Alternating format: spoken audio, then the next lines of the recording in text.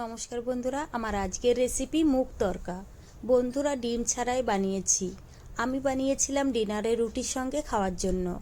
আপনারা চাইলে কিন্তু পরোটার সঙ্গেও খেতে পারেন, না হলে কিন্তু ভাতের সঙ্গেও খেতে ভীষণ ভালো লাগবে। বানানোও কিন্তু ভীষণ সহজ, আপনারা যে কেউ বানিয়ে নিতে পারবেন। সবার প্রথমে নিয়ে নেব এখানে 150 গ্রাম সবুজ মুগ। মুগটা কিন্তু ভালো করে ধুয়ে নিতে হবে। তারপরে প্রেসার কুকারে নিয়ে নেব। যতটা মুগ নিয়েছি তার থেকে একটু বেশি জল দিতে হবে। ঢাকনাটা বন্ধ করে এবার আমি সিটি মেরে নেব। 3 থেকে 4টে সিটি মেরে নিলেই কিন্তু আমাদের মুগটা সিদ্ধ হয়ে যাবে। তারপরে কিন্তু গ্যাস অফ করে নামিয়ে নিতে হবে। আর এইদিকে একটা স্পেশাল মশলা বানিয়ে নেব। মিক্সারের বাটিতে নিয়ে নেব কাঁচা লঙ্কা, আদা, রসুন, সামান্য একটু গোটা জিরে আর দিয়ে দেবো ধনেপাতা।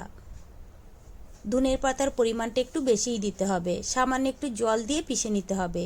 মশলাটা আমি পিষে নিয়েছি। গ্যাসে একটা কড়াই বসিয়ে দিলাম। কড়াইটা গরম হয়ে গেছে। এবার দিয়ে দেবো সাদা তেল। আমি আজকে সাদা তেল দিয়ে রান্নাটা করব। তোমরা চাইলে কিন্তু এখানে সরষের তেল দিয়েও রান্নাটা করতে পারো।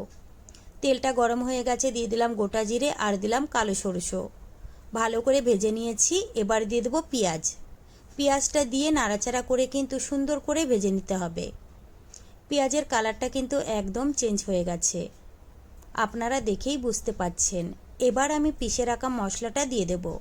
আর দিয়ে দেবো তার সঙ্গে সামান্য একটু জল। জলটা দিলে কিন্তু মশলাটা নিচের থেকে লেগে যাবে না।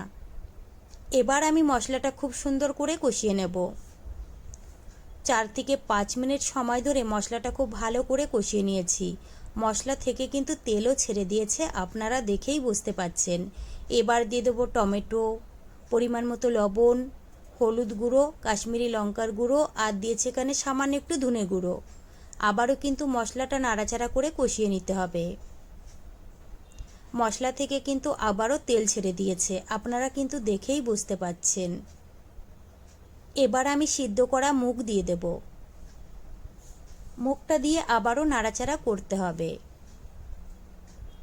মুগটা দিয়ে আমি নাড়াচাড়া করে নিয়েছি। এবার দিয়ে দেব আমি পরিমাণ মতো জল। এখানে কিন্তু আমি হালকা গরম জল নিয়েছি। জলটা দিয়ে নাড়াচাড়া করে ঢেকে রাখবো 3 থেকে 4 মিনিট। বন্ধুরা, 3 থেকে 4 মিনিটের পরেই কিন্তু আমাদের রান্নাটা একদম কমপ্লিট হয়ে যাবে। 4 মিনিট পরে ঢাকনাটা তুলে নিলাম। দেখুন বন্ধুরা, তরকাটা কিন্তু আমাদের একদম রেডি হয়ে গেছে। এবার আমি সামান্য পরিমাণে একটু গরম মশলার গুঁড়ো দিয়ে দেব। তারপরে কিন্তু নাড়াচাড়া করে তরকাটা নামিয়ে নিতে হবে। দেখুন বন্ধুরা, দেখতে কতটা সুন্দর লাগছে। এবার আমি গ্যাস অফ করে নামিয়ে নেব। তারপরে একটা প্লেটে তুলে নিতে হবে। বন্ধুরা, গরম গরম রুটি, পরোটা, লুচির সঙ্গেও খেতে ভীষণ ভালো লাগবে। আমি বানিয়েছিলাম ডিনারে রুটির সঙ্গে খাওয়ার জন্য। ভীষণ ভালো লেগেছিল। তো বন্ধুরা, আমার রেসিপি কেমন লেগেছে কমেন্ট করে জানাবেন। ভালো লাগলে প্লিজ আমাকে সাপোর্ট করবেন। চলুন তাহলে ভিডিওটি আমি এখানেই শেষ করছি।